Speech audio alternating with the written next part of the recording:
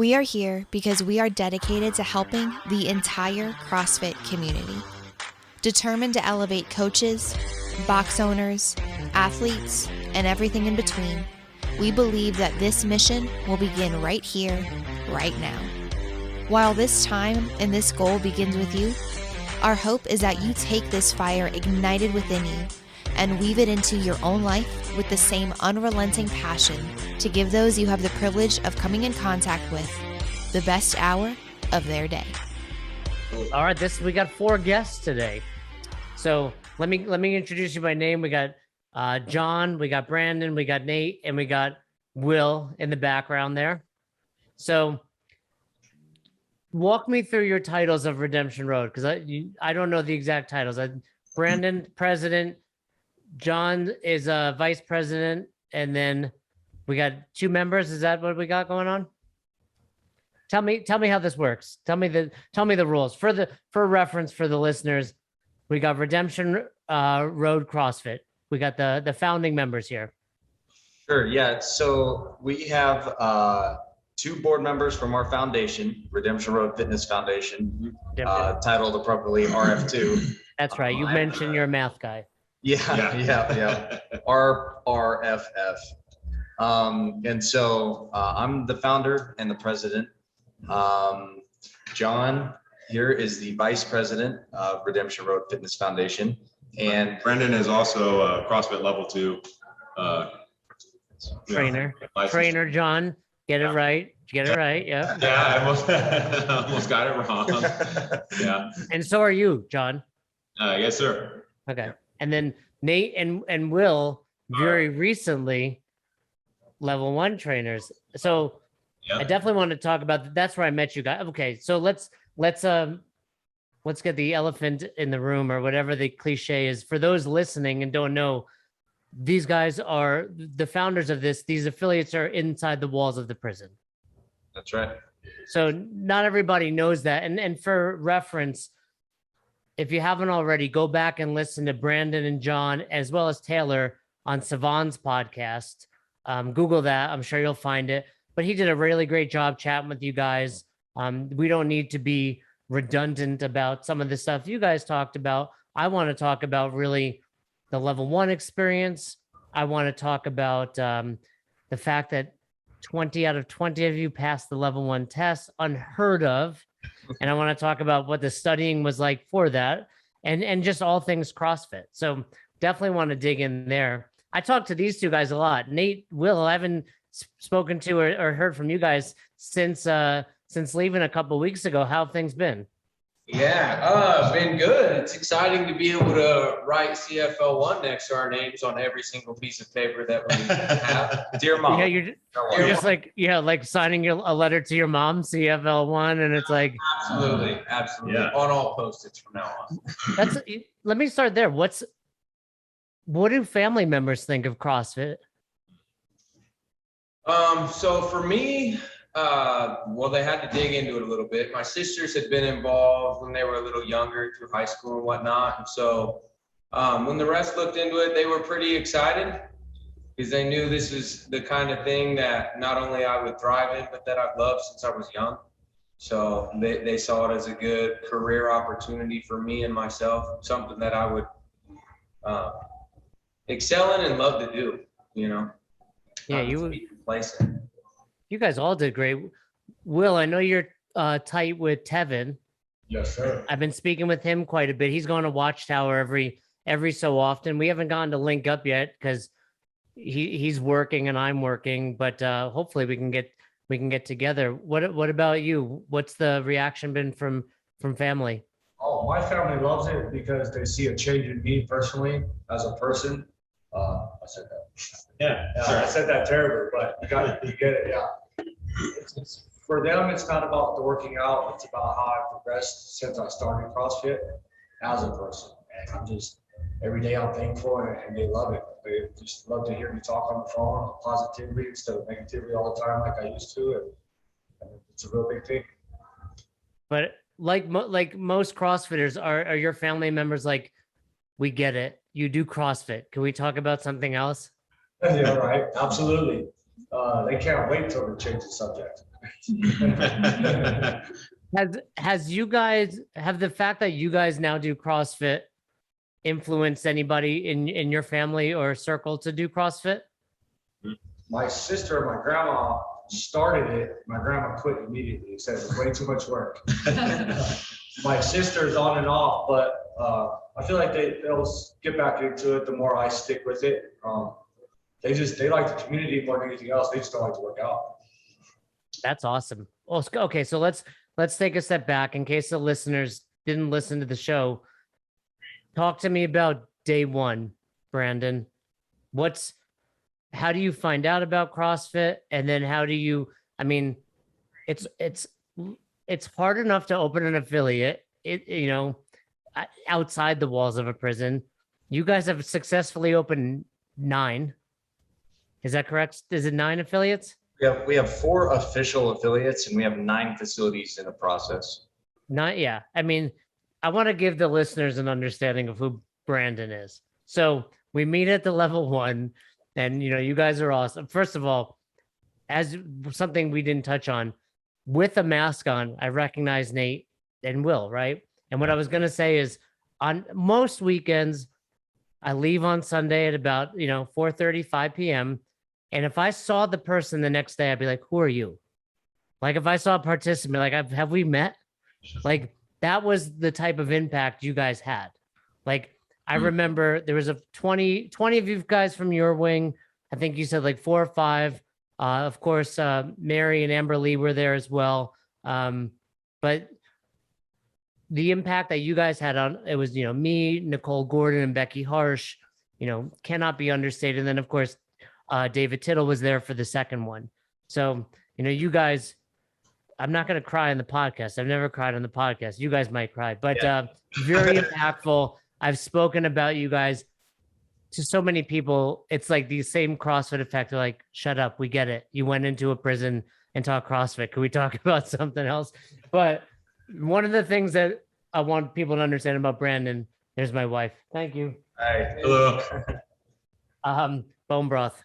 So, Awesome. so I was telling Brandon about bone broth. He was like, what's that?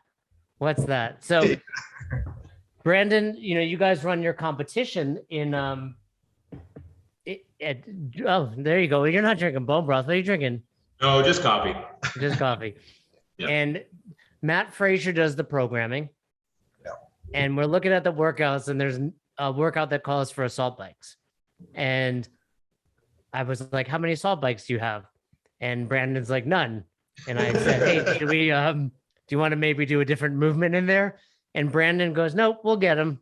Like, that's who you guys are.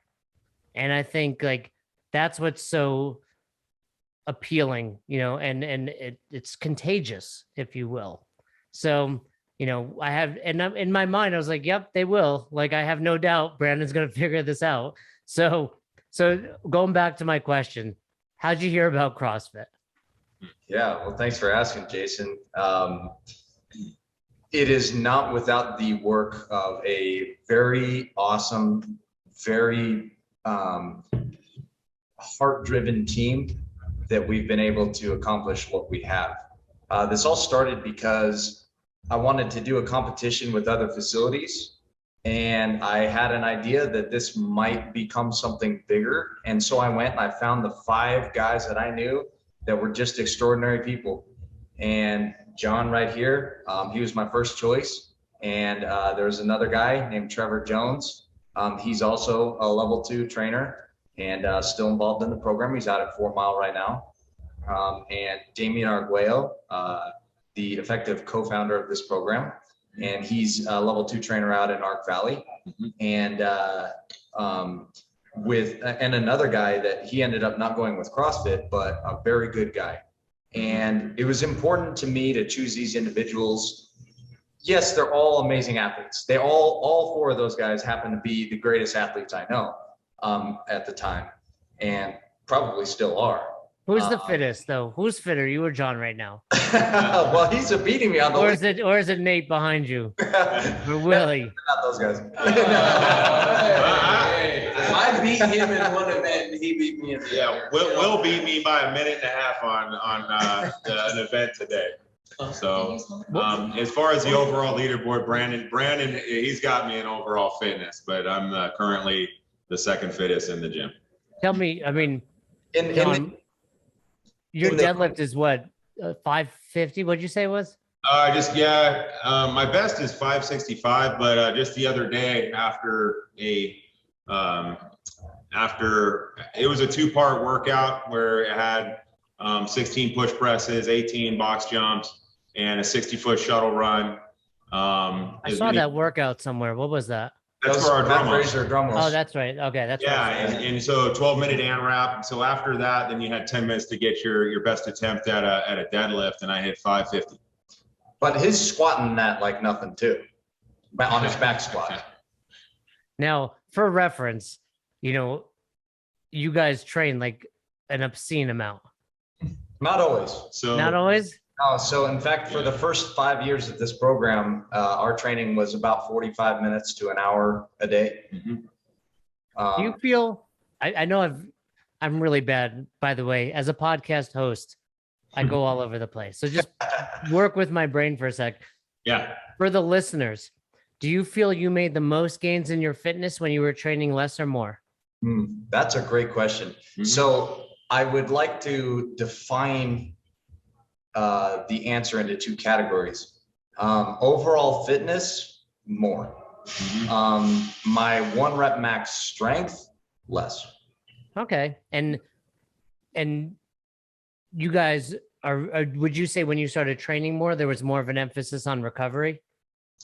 Yes, there is more of an emphasis on recovery, and as we had the capacity here, for your listeners, we're the only location in Redemption Road CrossFit that has a full-time functioning location that is exclusively a CrossFit gym. We don't have to have a shared space with any other competing programs or operations of the facilities. And so we have a full-time box.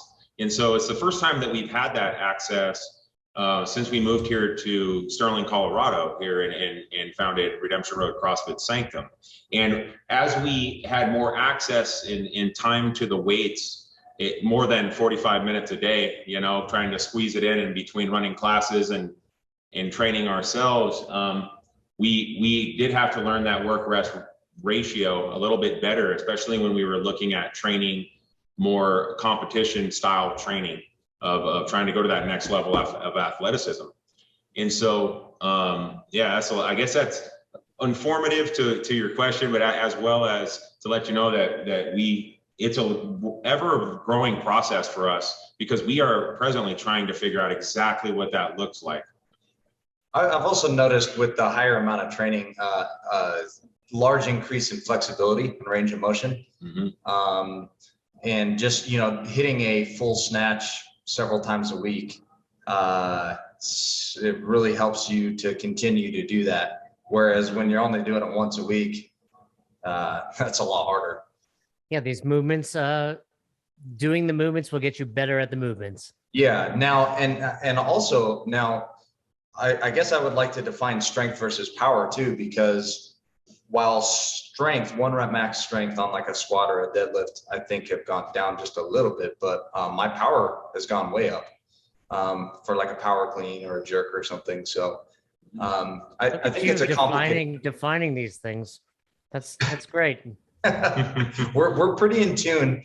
For anybody listening, we have a large backlog of the science of our performance, with a lot of diet, with a lot of numbers, with a lot of observation, right? Repeatable, measurable. And so we're able to tell where our athletes are making gains very easily because we have such a controlled environment. Yeah, that's what made it hard to answer your previous question, is because our context is ever changing and our availability is morphing. So it's hard to kind of gauge, what we're learning, because our availability to in times of programming are, we're trying to figure out how that works. One of the things that I did want to add to that is that here in prison right now, it's a wild context. And so even though we do have a full-time gym, it doesn't mean we have full-time staffing. So our access is contingent on, has been in the past, contingent on staffing. And we've looked at some creative solutions for that. And the facility has been very flexible to, look at monitoring on camera options and things like that. But there's a lot that goes into your Yeah, no, I definitely want to talk about, some of the limitations, like we discussed nutrition and all that. And hey, Brandon, let me tell you something. You whenever you get asked a question, you speak and you try to thank everybody on the planet. Thank you. Which is great. It's one of your most redeeming qualities, but we get it. You're very grateful for everybody that's helped you out. So let's move beyond that for a second and go back to your story. Thank you, everybody. You helped Brandon. Now tell the story. Well, thanks, Jason, for the chastising. So after I got these guys together, we put together this little competition and we put out these weights and we thought, oh, cool, we'll get the top teams from every facility. And after a couple months, nobody had replied, and we started looking into it, and it turns out nobody else could do the stuff we were talking about, because we had do a power clean and hold it in the front rack for a minute at 225. We didn't realize that. That's the limitation of not seeing other. Yeah. Yeah. We realize these days that that's rare in prison to find numbers like that. And so we ended up looking into this idea of the CrossFit Open, which was suggested by a friend of my dad's, Aaron Brill. And we thought, well, why don't we just do this competition that is already widely successful? There's already great people programming it, and we'll just give it a try. We didn't have access to the Open at that time, so we just went on the website, found what the workouts were, and just made a several week long thing, just imitating it. And this is really where Redemption Road was born. I think it was 16.2 or 16.3. There were burpees involved in it. And, or was it 17? I don't remember. It was 17.2 or 17.3. And there were burpees involved in it. And there was a younger white gentleman, and he was doing the burpees. And one of the other competitors, he was an older black gentleman, he went down and he started cheering for him. And he got down on his hands and knees and he was screaming, you got this, you can do this, a little bit more. And I have to tell you that in prison at that time, at that facility, that was not a normal thing. And prison is very divided, especially on race, but also on age, affluence, just general lifestyle. It's very divided. And so to see somebody breaking that barrier over a workout really was very rare, and was so noticeable that it changed everything in my mind. And when I saw that, I started to wonder to myself, what if that could be the normal? What if that could become what prison is? What if it wasn't even about the workout? What if it had less to do with the burpees and more to do with somebody's heart being open to another person's heart, and them getting past whatever hurt they've had in their life to pursue something greater than themselves? And so I went home that night and I wrote a vision statement just based on that idea. And it was a 2-page long document. I just couldn't sleep that night after thinking about it. And I brought it to work with me. John and I worked in the welding shop, and I asked him if he'd look at it. And John, he edits my stuff to make me sound better. And so he went through the whole thing and he was like, this is pretty good. And so we printed it, and I was just going to go edit it. And I happened to run into the captain at the time. And he's like, what do you have there in your hand? And I was like, oh, yeah, here's a vision statement. He's like, cool, thanks. And he walked off with it. So I was like, all right, well, I guess it's turned in then. That was your only copy. It's not like you had it on your computer. Yeah, it was the only one. Yeah. And so he came back like 2 days later, And he had that in his hand and he said, "Who wrote this?" And my heart sank because I thought, oh my God, I've seen people get in trouble. You know, you make a statement of ethos and they can take that in the wrong way. And so I thought, well, I might be getting in trouble here, and that could end up with me in jail inside the prison. And so I was sheepishly walked up and said, "Yeah, I wrote that, my bad." And he said, "No, this is incredible. I took it to the management team. They love it. The warden supports this.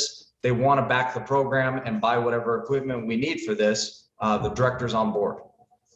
And we all looked at each other and we're like, "What?" And this is incredible. And so he's like, "I want you to formalize this more and come up with this idea." So we started working on this and like what our mission would be.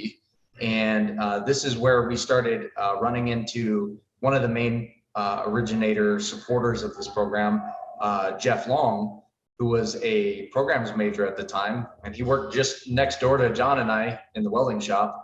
And so we'd walk by every day and we'd say, "Hey, what do you think about this?" And he knew some CrossFitters. So he said, "Well, I like what CrossFit is." And he said, "I don't know how you're going to do that in here, but I'm going to let you try, and I'll give you enough rope to hang yourself. And so let's see what that'll look like. I'll give you a time in the gym." And to this day, Jeff Long, he's advanced now. He's a warden at this facility. He's why we're at this facility. And this is Sterling. Yeah. And now he's at Sterling.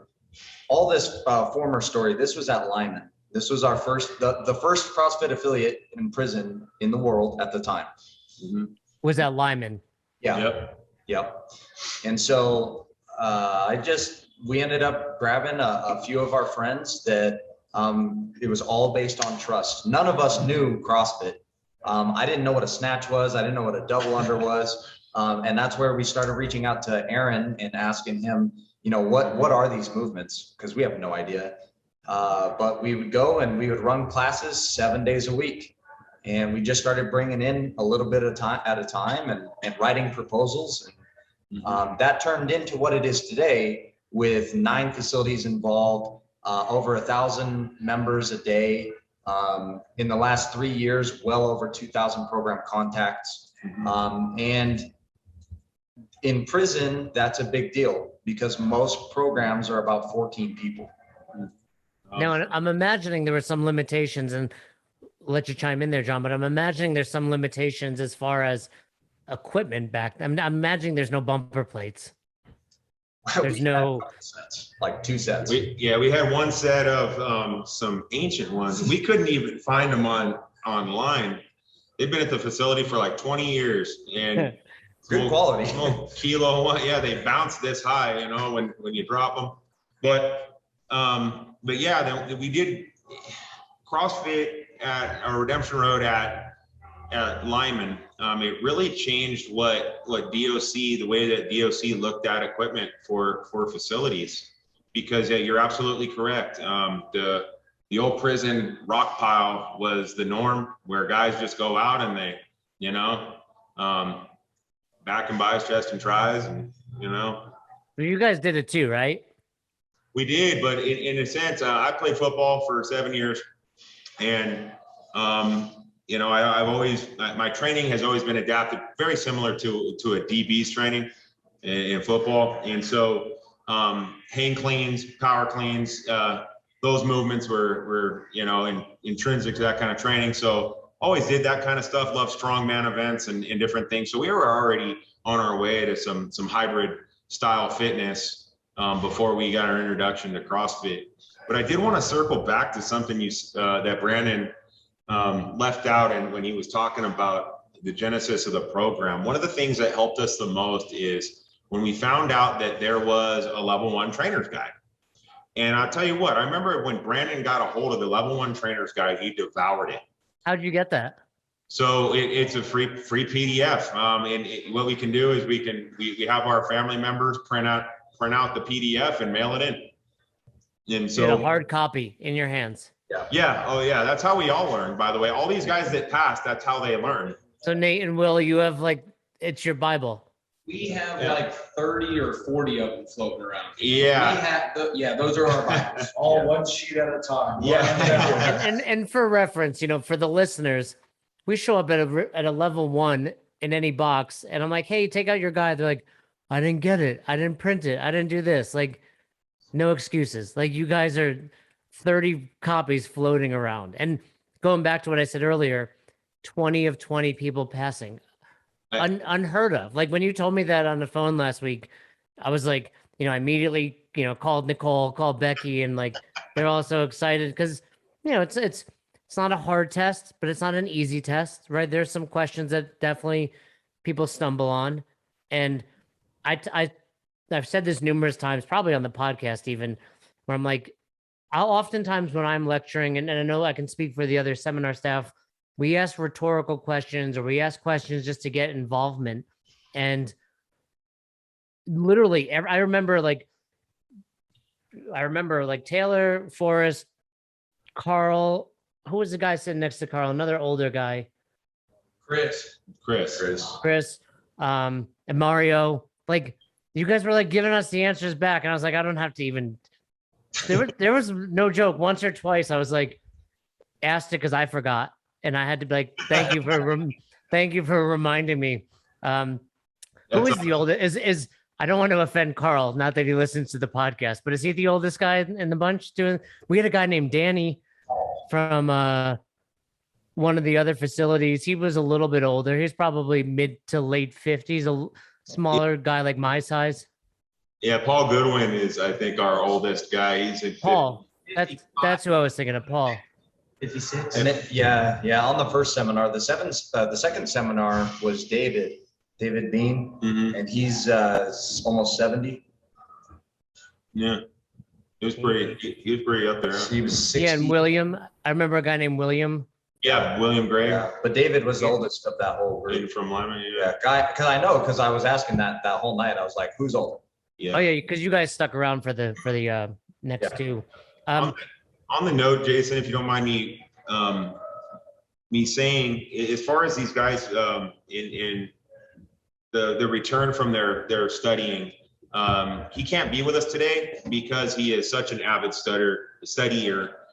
Taylor Doucet. He's off. That's my boy. That's my boy Taylor. Response right now. Just because he's just that guy that his resume is ridiculous, and his potential is through the roof. And what he did is he's our number 3 guy here. Brandon, myself, and him.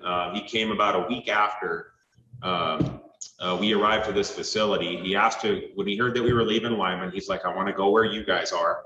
So we were able to ask some questions and see if that was a thing since he was eligible. And he got moved here. And he is really the guy that runs the gym at this location. He's the guy that has been running the study for the most part. And it's been a collaborative effort. I don't want to steal anything from the other guys as well. All these guys have stepped up to run study groups, but Taylor is he was the lead in running the study groups for all of these guys. Brandon and I, we've adopted a saying that is this: when we met our success in Lyman, our first group of guys, 10 out of 10 passed the level 1. And we were told that was not typically normal. And the reason for our success, what we told the guys is you don't need anything but you have the material and you have each other, and that's enough. And that was enough for us, and that was enough for these guys. And we watched the fruits of it. I mean, these guys had the material and they had each other. And in large part, Taylor plowed away with these guys, and these guys ran their other small study groups, and we see the fruits of that. And I wish more of the culture at large would recognize that second piece. They got more material than ever, right, with the internet and everything, but we can't forget that we need each other too. Yeah, I mean, I'm sad Taylor can't be on here as well, but again, he was on Savon's podcast, and I told you this, and I would say this about many of you. I can think of a handful of times I've left a level 1 thinking to myself, that person will be a great coach or has the potential to one day wear a red shirt. And I would say that about many of you, and Taylor certainly stood out. I think whenever someone's a little smaller in stature, I tend to, bond, same with Nate. I see you laughing back there, but you're not much taller. Can't imagine why, Jason. But, you tend to, associate with people that, granted, Taylor's a lot stronger and bigger than I am. But, I said, like, that dude not can be, but will be on seminar staff one day. And I stand by that statement. And I would say that about many of you. So I look forward to that. I look forward to, man, how crazy would that be? One day, we're working out next to each other wearing red shirts. I can see that happening. Jason, I'd like to. Are you going to thank somebody right now, Brandon? Because I'd like to say something though. One of the biggest reasons that Redemption Road is successful in those ways, building on John's concept of the community. Look, we pursue CrossFit is the pursuit of excellence in every area of life, and we fully and thoroughly believe that and apply that to our lives. And so, yes, we want a faster Fran time. We want to squat more weight, but we equally want to grow in knowledge and application of that knowledge. And so where Redemption Road comes in is demanding nothing less than becoming better in that area. We owe it to ourselves. We owe it to the people that we've hurt in the past, right? We're in prison. That's a reality. We have victims. And, one of our primary questions to ourselves is, how do we honor that? How can we can't fix the past. We can't fix what we've broken. And I think a lot of us have tried to fix that or wanted to, but the reality is you can't. And so the only thing you can do is give every ounce of your life to becoming better for the future. And you have to start with yourself to do that. And that's where so many places and areas and communities go wrong, is trying to apply it to everyone else without having yourself first. And so these guys, yeah, they walk around with their level 1 manual. They study it, they live it. But it's even deeper than that. It's when they get together and they lead groups together, and these guys are pulling guys aside constantly and saying, is your life in conformity with living that redemptive quality? And here we just have a blessing that it's 24/7 because we all live together. But I want to be clear. What you're saying, Brandon, it's awesome. But I hope that the listeners realize, like, obviously you don't have to be in prison to live that way. And so many CrossFitters and so many affiliate owners these days complain about things they have no control over. They complain about the box down the road. They complain about this and that. I mean, you guys are doing it in the harshest of circumstances and doing it with excellence. So I think that's incredible that you say that. And I hope that for the listeners, they think, okay, what can I do as well? Like, I do have the internet and I do have this, and, though you guys got your level 2, you should listen to the podcast. I assume, Elba, you can get the podcast for these guys, right? 3 times a week, Monday, Wednesday, Friday, 8 a.m. But, Awesome. yes, she can. She listens to it. But, one of my biggest pet peeves in the CrossFit world is people will get their level 1 and then they'll be like, oh, should I just revalidate or should I get my level 2? It's like, if you're a CrossFitter, the answer is easy. You get your level 2 and then you get your level 3. You're probably not going to get your level 4. Let's be real. Like, it's such a high credential, so hard to achieve. Very few of us in this world can achieve that. But, you should always be, you guys got your level 2 in freaking prison. Like, come on. If you're a level 1, like, you need to be pursuing that. All right. Let me hear from these 2 guys in the back there a little bit. Absolutely. Willie, I'd love for Will to talk about his story. It's really cool. And how when we met Will to where he is today. Mm-hmm. Sure, Will, but slide up a little bit. Let's be able to hear you a little bit better. That's where yeah, the listeners could just turn up the volume. That's fine. All right, so my story, it's long and dramatic. So we'll just start when Cruiser showed up. Yeah. I was basically a typical everyday guy in prison doing the bad things for all the right reasons, right? I gambling, doing typical weight pile, chest, no legs, all pull-ups. Of course not. Your pants cover the legs, right, Will? Yeah, I don't do legs. That's not realistic. But they showed up, and my buddy Jesse Peters, who's also a CFL one. Oh, Jesse, I've spoken about Jesse on the podcast. Do you mind if I tell a quick Jesse story? Oh, yeah, please. So Jesse's basically covered head to toe tattoos, right? So I hope he doesn't mind me sharing this. I don't think he would. But he comes up to me on day 2 and he's like, "Hey, Jay, would you hire someone that looked like me?" And I'm like, "Are you asking me because you have a face tattoo right now, Jesse? Like, is that what this is all about?" And I'm like, and he's like, "Yeah." I was like, "I could care less about what's on your face. I care that you care and that you want to be an excellent coach." And, that was one of the many moments over those 2 days where I'm like, no different than anyone. We're all vulnerable. We're all, we all have our beliefs, our self-limiting beliefs. And Jesse was awesome, and yeah, you look at Jesse and you're like, all right, and he's also the same guy that there was, I believe, an ant on the floor, like an ant as in like the insect. Oh yeah, that's him. Yeah. And I was like, is that a Larico? No, so we have James. James. James, what's up? All right. I couldn't tell. They look good. He just got done judging and he was walking by, so we flagged him down.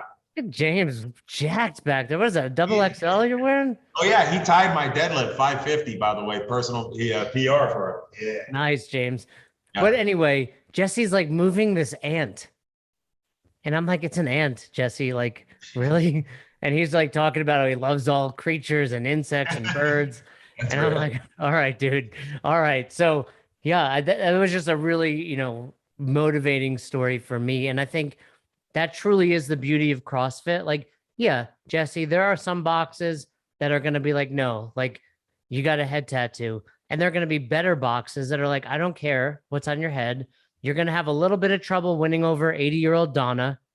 But so long as you do the right thing, you will win her over. And that's the beauty of CrossFit. And that's what's, I know from the moment I met you guys, it wasn't like, oh, these are inmates. These are CrossFitters first, and truly friends second, and nowhere on my list is it like, yeah, it's hard to communicate with you guys. You leave me 3-4 minute messages on my phone, like we joked about. Do I wish I could just text you? Yes.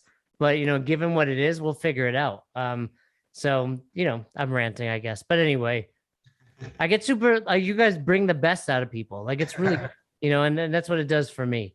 So, Will, go ahead. Finish your story. No leg days. All right. So Jesse, he asked me to work out with him before these guys showed up. And he was doing CrossFit, or our version of it. 30 miles, 1 million jump ropes, and 500 pull-ups. Yeah.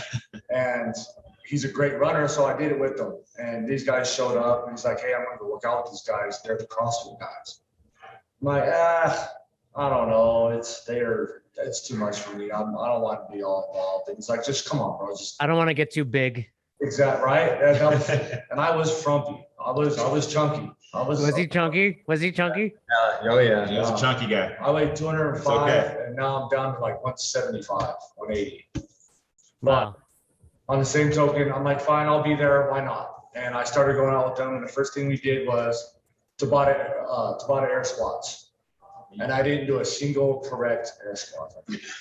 Not one. As a matter of fact, Cruiser stopped in the middle of it to help me fix it, and then went back to Tabata. You moved well, Will. So, I mean, that goes to show the improvements these guys helped you make. Like, Oh, absolutely. you move really well. Yeah, it's all to these guys and Taylor, guys like Nate, who don't let me get away with anything, right? But so I went through all that, and these guys move into the same unit as us. Cruiser moves in right next door to us, to me and my celly at that point in time. And I'm working out with them regularly. I'm like, okay, I can do this. I'll be a candidate, if you call that. I'll get in with these guys. I want to go to the gym, I want to be there. And Cruiser comes over one day, and I was about to get a tattoo, which is not allowed in prison. And he says, "Will, come talk to me, please." I'm like, all right. I go over there. He says, "So you could be great. You could be awesome, but you have to follow all the rules. And that means even the ones we don't agree with, you got to follow those too. You got to hold the standard at all times. And I'm like, crap, I really wanted a tattoo. And he says, yeah, but do you really need it? Yeah. Is that a real thing? And I'm like, no, it's not. So I go back, I think about it, and he told me I had to stop all the bad stuff I'm doing. That's gambling, all of that. I'm like, man, that's how I feed myself. That's how I do all that. That's okay. And then I'm like, you know what? I'm all in. Why not? Everybody else is getting all in. I can't be the dude who doesn't do it. And I'm like, fine. I stopped gambling. I stopped doing anything illegal. I started, got into welding full time all the way as not only to become a certified welder, but to actually finish the class. I was just doing it to take up time. Now I've learned that, and I've tried to follow these guys in life all around. I've completely changed my outlook on people, on myself and my family. I mean, life is good. It's as good as you make it. And I was making it terrible, not just for me, but for everybody around me. And that is absolutely an accomplishment that I couldn't have had without these guys, without Taylor, without Redemption Road or CrossFit. So I mean, that's basically my story. And now That's- level 1, by the way. That's that. I mean, obviously, it's amazing. How fast was that transformation, Will? Oh, well, I quit doing all the bad stuff in a matter of a week. I just stopped. However, the change in person is still ongoing. It all is, right? So I'd like to add to that. What we've noticed is that change happens instantly, but it's measured over many, many, many years. And it's proven over at least 7 or 10, right? And almost every time it just takes that catalyst for somebody to say, I want to walk a different life. And so a lot of times it's proven a couple weeks later that that's not real. But most of the time it's just a 180 one day for some reason. Everybody's reason is different, but it happens, and then most people never look back. So give me 2 percentages, and I think I know the answer to one. What percentage of the guys start and then don't stick to it? Yeah. That's so participants and then yeah, coaches. good idea. So we have, And explain to that, because I understand the coaches, but the listeners don't. so we've delineated our program into several different levels of involvement. One which starts as what we call a participant. A participant is just somebody that is required to not get in trouble and showcase value in their life to come work out. And they can do that indefinitely, right? Rehabilitation should not stop at 90 days. And so they come in, they work out, and that is our first group of people.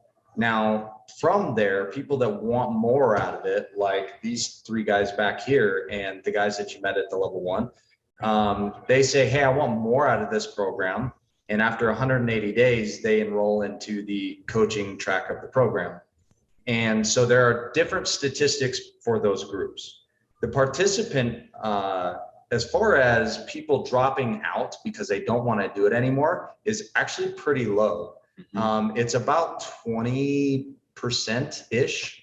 So we have about an 80% retention rate on participants, and that would include guys that either, because one of the requirements that in agreements we have with admin is that what we do here is not a right, it's a privilege, and so guys that have access to what we are doing, they require that guys be like write up free for a certain period of time and stuff like that. And upon that agreement, that's part of that presence of positive in their life and an agreement to value others and follow the rules and stuff like that. So, you know, it's a mixture. That 20% is a combination between guys that either kind of violated that agreement or have, you know, just it wasn't for them. You know, they kind of just didn't feel like it was for them.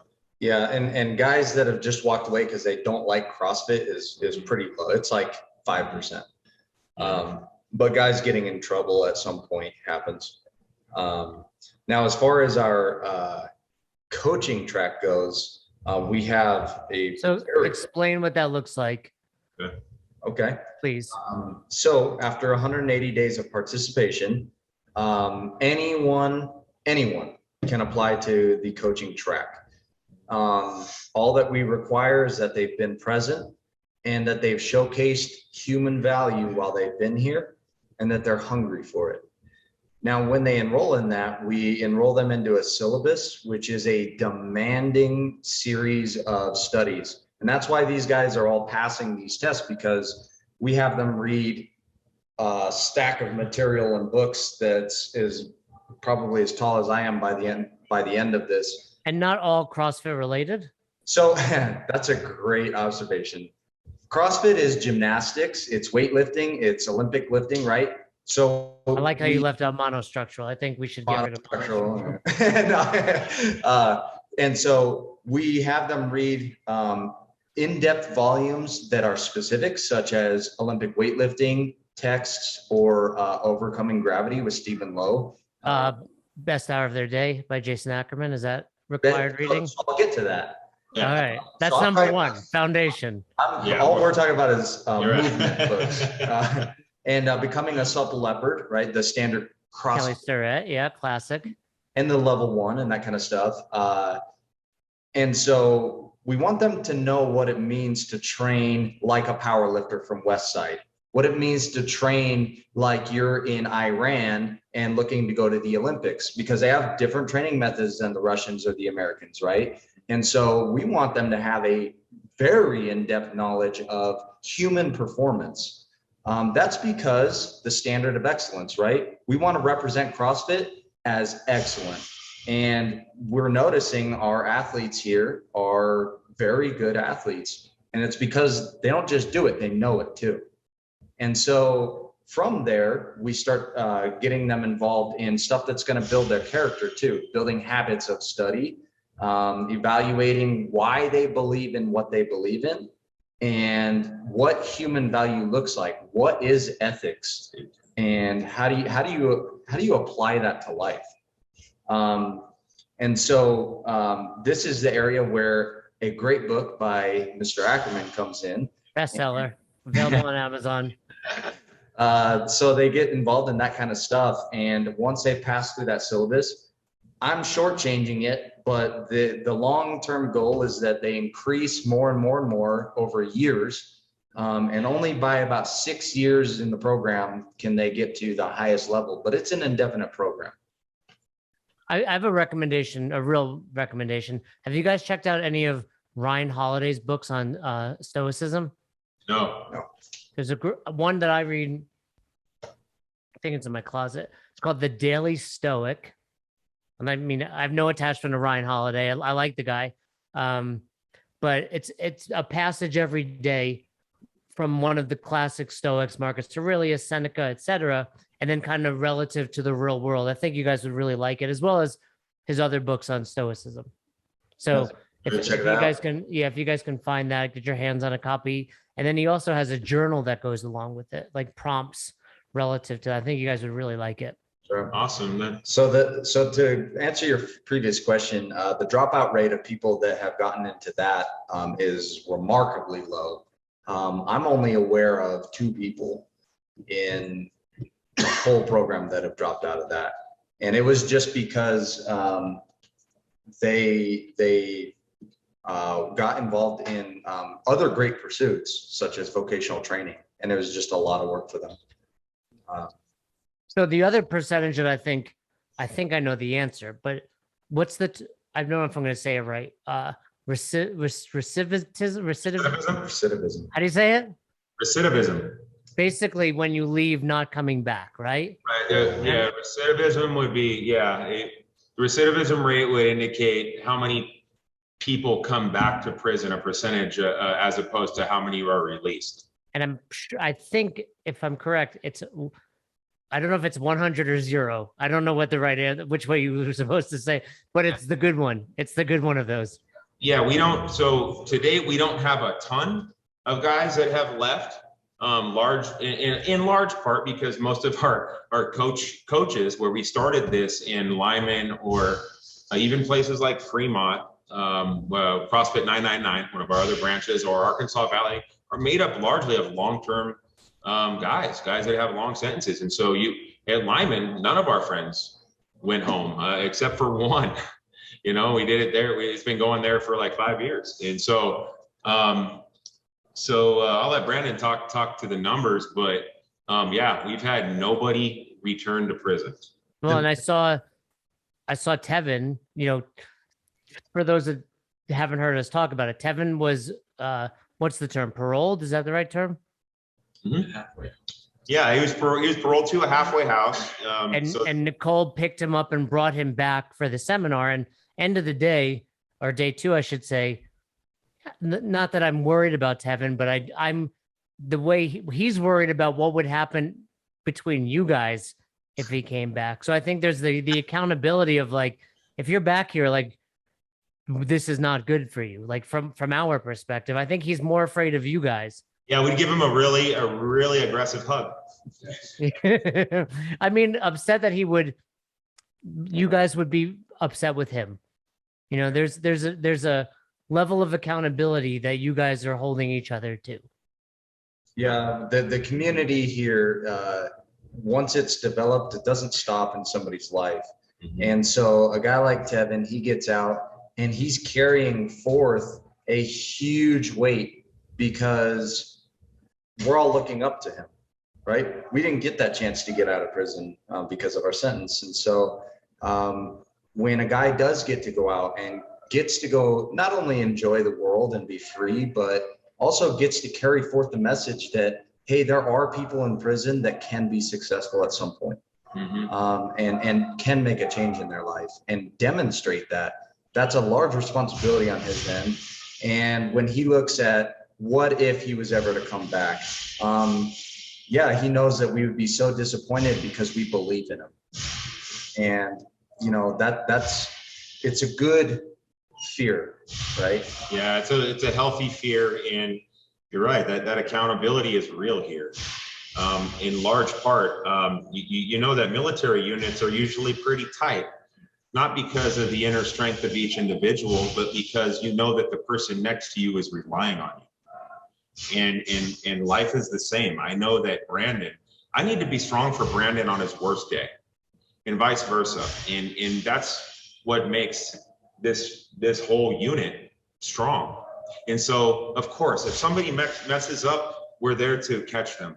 We're there to help them restore whatever was lost or broken. But at the same time, it's also a good preventative measure to know that you got a bunch of really fit, strong bros that we don't want to see you come back to prison unless you're in street clothes as a volunteer.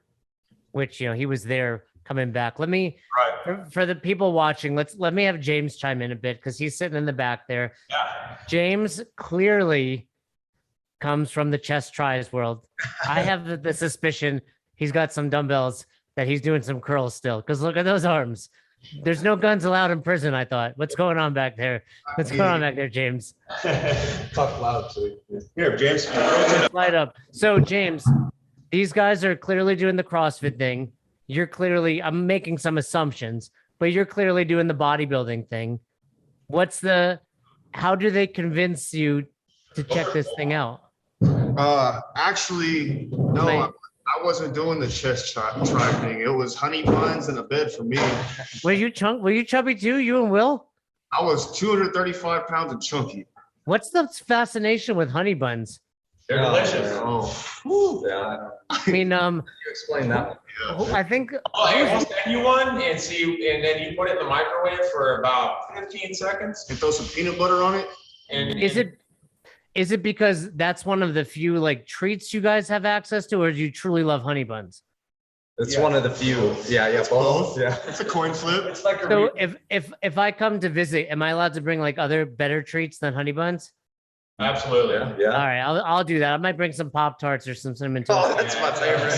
Yes. But for the record, your boy Brandon over here was chowing down on peanut M&Ms. Every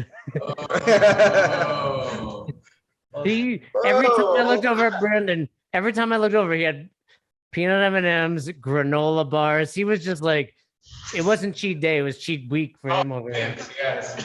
I was eating them for a friend. So James, talk to me. Come on, from honey bun to stud, how did that go? I mean, so when I first got here, like I said, I was chunky, and I seen these three guys right here. I haven't met Nate yet till recently, but these three guys right here doing this thing called the bull ride. I didn't know. All right, what's up? Oh, nice. It's a variation of thrusters, ab mat sit-ups, and total bars. What is it? Let's throw it down for the listeners. Let's have the bull ride challenge. What is it? Tell me the exact details. Oh yeah. So I originally wrote this workout. It's just a regular WOD, but I did it because of a shoulder injury I had. So it's meant to be rehabilitative, also to get you good at thrusters, because we were all terrible at thrusters.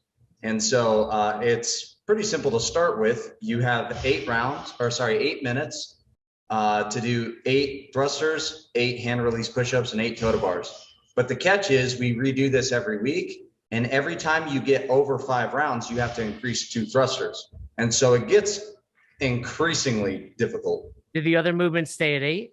Yes. Yeah. So at one point we had athletes that do 16 thrusters, 8 push-ups, 8 toe to bars. I'm trying to get 5 rounds in 8 minutes. You're cooking. AMRAP. So it stays. First of all, anyone listening knows better. If there's an 8-minute AMRAP, it's not going to be easy. Yeah. So it's 8 thrusters, 8 ab mat, 8 hand release push-ups, 8 ab mat sit-ups, AMRAP of that. There's no ab mat sit-up. That's a scale version. Okay. 8 thrusters, 8 hand release push-ups. And 8 toe to bars. 8 toes to bar. AMRAP. If you get more than 5 rounds in those 8 minutes, which challenging but doable, right? Then it goes to 10, 8, 8. Right. 95 pounds. Yep. Then it goes. And it's 95. 100 pounds. Oh, okay. My bad. 100 pounds for men. Let's call it 70 for females if they're listening. Okay. So I recommend this to any listeners. Give it a try. A couple of coaches have taken this out. The bull ride is where'd that name come from? Well, I used to call it the 8. And one of our, the co-founder of this program, Damian Arguello, he said, no, that's like 8 minutes of hell. That's an 8-minute bull ride right there. Yeah, it's about as easy as 8 seconds on the back of a bull. So. That's how the best workouts get named. I mean, that's how Fight Gone Bad got named, right? I don't know if have you guys heard that story? Yeah. Well, for you, John, and the listeners, Coach Glassman was training a fighter named BJ Penn, and he put these 5 movements together, 3-rounder, and then afterwards, Coach Glassman says, "Hey, was that like a fight?" And he goes, "No, that was like a fight gone bad," and hence the name. All right, James, back to the honey buns. So you see them doing the bull ride. Yeah, so I see them doing the bull ride. It took me a couple of days to go over because I was a little intimidated. But I seen these guys moving weight, and I was like, I was like, I have a college athlete background, and I used to play ball, so I was just like, ball is what? Football or basketball? Football. So I was really interested. So one day I walked up to John, and I was like, "What's up, bro? I'm James." And he's just like, "What's up, man?" And we get to talking, and then they got me into a workout. Well, by about the second round in, I'm on the ground crawling away. Like I was good. I was like, "All right, you guys beat me." Like, and then I see this guy Cruz over here overhead squatting 335 that day on the yard. Yeah. And I was like, "Oh, all right." And then he pointed at me, said, "That was for you." And I was like, "All right, it's on." I couldn't even overhead squat 95 pounds. So it was very curious to me because I really wanted to figure out these movements and get to it. Well, then I meet Will over here, who is a burpee machine. And I try to keep up with him on burpees. Did not work out for me. They kept cheering me on though, pushed me through it. And then really had to sit down with these guys and realization of what I wanted to do with my life because I'm a new father. My son's about to be 2. So it was a really like an eye opener that this could better my life. It could help me find an old version of myself that I lost. So joining this program, it really helped me become somebody where I'm supposed to be a nobody. And that somebody is myself again, because it helped me find out the athlete that I used to be and the better person I used to be. So being a part of this program really opened my eyes and my heart to a whole new light. Because now I have a family that I never thought I could find. Now I've got people that I can coach and teach CrossFit too, and I can enjoy watching these guys suffer as we suffer. Like it's all a revolving door for each other, you know? So it's really cool. Okay, but be honest with me. What's up? When was the last time you had a honey bun? Yesterday? Post workout though, right? It was okay. Yeah. Bedtime honey. Yeah. bedtime honey. I need calories, let's put it that way. You do. You are one big boy. Yeah. So let's have, I'm going to hear from Nate because Nate's been a little quiet in the back and I know you guys have to go. So Nate, hop up here. Tell me about your experience. I assume there's a lot of similarities. You see these guys, and for the record, is your CrossFitting all happening outdoors? No. Okay. So you guys have an indoor space. From what I understand, when we were at Fremont, they're actually almost exclusively outside, right? Yeah. And that's like year round in Colorado. We have an outdoor class they do every night on the yard that is equipment free. So we do both. We have the gym open full time now and a class every night. So, but those guys in Fremont, talk about excuses. Affiliates are like, can we turn the heat up? It's cold outside. And it's like, you're like outdoors, doing bull ride in the snow. yeah, for sure. All right. So Nate, what was your first experience? So my experience was actually a lot different than these guys. I started over on the high side, which is the west side of the prison here. It's higher security. I have a longer sentence, and so you started over there until you get within a certain time frame of going home. And then you come over here. So I never met these guys until February or March of this year. This year, like 2021? 2021. And we met him during the Open. During the Open. I came over here like 4 days before the Open. Yeah. And they were like, okay, we're doing the Open. So I had no idea what was going on. But Michael Paprocki, who you met at the L1, the seminar, he was on the high side with us. There was like 6 or 7 guys that worked out on the yard consistently. I was one of them. Whole bunch of squats, deadlifts, and bench. That's about it. No cardio whatsoever. I used to play ball. So I have an athletic background, but never did anything like that. But Mike's my buddy, and he came up to me one day and he said, hey, John and Cruiser are coming, so you're going to be a CrossFit coach. And I was like, who the hell is John and Cruiser? And this was, 2019, I think, fall of 2019. I had no idea who these guys were. I didn't know what CrossFit was. I really didn't even know what CrossFit was until, even though I was doing it and trying to be a coach, until I saw the CrossFit Games of 2020. But Paprock brought me in, taught me what I needed to know. Starting over there was a lot harder. I guess I can't say harder. It was a lot different and had different challenges than over here. The diversity that Brandon spoke about earlier with Lyman still exists over there on that side of the prison, being more long-term offenders and whatnot. So there were a lot of barriers to go through. So things were a lot different. I'm actually really proud of those guys. They've got it up and going now, and it's successful. But there was a lot of walls to break down. Yeah. But so I started over there with them. I got to where I was learning a lot, figuring stuff out. I love the discipline, the going in every day. I played rugby. Oh, really? I played rugby. What position did you play? I played scrum half. Same here, of course, right? Nice. Yeah, I got the opportunity to play at Purdue. It's a 5 foot tall position. It actually is. That's what's great. You have to be a small guy. But anyway, that's off topic. One of my first days of college, they had like a little thing going on, and they saw me walking back from the gym, and they were like, we want you to be our scrum half. I was like, what is this sport, right? And then, great. Yeah.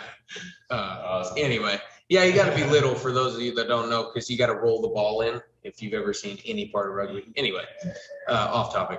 But he had taught me what I knew, and so I learned a lot of discipline that I had back when I played ball.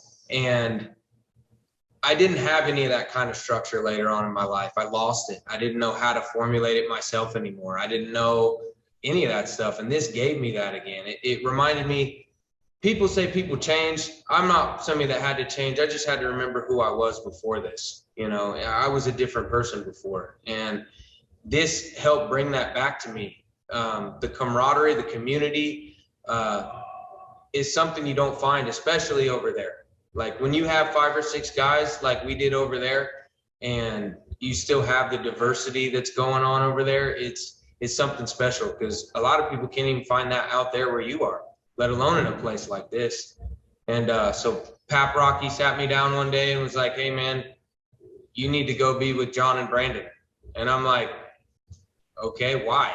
Like, I don't want to go over there. And he's like, well, you need to start learning from them. And honestly, these two have taught me more than probably anybody in my entire life, to be honest. And it's not just coaching. Have you read my book yet, Nate? I guess that could change. All right. Because I have not.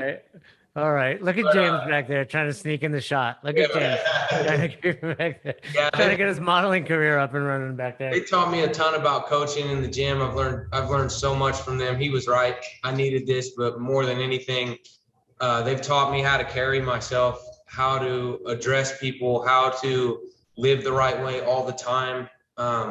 What changing looks like. Because a lot of people are like, I want to change, but we don't know what that looks like. There's no model for that. There's nothing to look at. There's no, anything. And these guys, just the day-to-day, have taught me more than anybody I've ever met. So. Well, I know you guys have to get moving. You guys have a busier schedule than most people I know. So let me let you get moving. But before you wrap up, Brandon, I'm sure after listening to this or watching it, people are going to want to know more how they can be a part of it, how they can contribute, how they can simply reach out. What are the ways they can do that? Yeah. So if you want to get involved with this program, you can help. We need a lot of support, whether that's you coming out as a volunteer, or whether that's all of our facilities. We rely on donations and support and sponsorships to help us get the equipment to the guys so that they can run classes. So for anybody that's interested in that, you can contact our foundation, which is Redemption Road Fitness on Facebook and you have an Instagram as well. No, on Instagram. We're not up on Twitter right now. I don't know what all these are. I've never seen them. And so I know that. So another funny story. At the seminar, I was talking to Brandon and I was like, oh yeah, I sent a DM. And he was like, what's a DM? And I was like, you're better off not knowing. You're better off not knowing. We also have, for prisoners, we have unprecedented ability literally to run a nonprofit business from in here in collaboration with our other board members that are outside of prison, and it's really a joint effort. And so we have the ability to receive emails through our volunteer coordinator, our program coordinator, Jinja Elbel. And so her contact information is Jinja, Ginga, .Elbel, ELBEL @state.co.us. I'll make sure that's linked as well in the notes. Thank you so much. She's our immediate boss here. She's okay at getting back to emails, for the record. She takes a little while, but she's busy. You're about to get swamped with emails, just to be prepared for that. She's here with us from Sunday till Wednesday, and if she gets them in relation to Redemption Road Fitness Foundation, she passes them on to Brandon and myself, and we get back to those as we get them, as well as our board secretary, Sophia Lind. She's our main point of contact outside of prison, and she's working on restructuring some of our social media so it's more user friendly with people who want to get a hold of us. So please be patient with us, everybody that's listening. All right. And Brandon, if you want to give them her contact information. So if you'd like to contact Sophia, her email is sophia.rrff@gmail.com. You can spell her name Sophia. Perfect. Well, we'll make sure both of those are linked. And it's great catching up with you guys. And I look forward to seeing you guys in the near future. And it's just like I said, nothing but motivation. And, I'm glad that we all got to catch up. Please tell everybody else I said hi too. We will, Jay. And also for you and all the listeners, we got an event coming up on December 4th. We'd love to invite people. You can come out and see it, be a part of it. We're trying to get a big spotlight on this so you can see what this program looks like. You can give them the information on that, but we'll drop that Dromos December 4th, and that's going to be at Sterling, correct? That's right. Yeah. Cool. Yeah. Okay. We'll make sure we get all of that out there. Yeah. Awesome. James, Nate, Will, Brandon, John, Elbow, great seeing you all. Have a great rest of your night, and I look forward to sharing this with everybody. All right. Thank you. Take care. So you never miss an episode of the podcast, subscribe to our YouTube channel and on all major podcasting platforms at Best Hour of Their Day. Thank you so much for tuning in and for being a part of the best hour of our day. See you next time.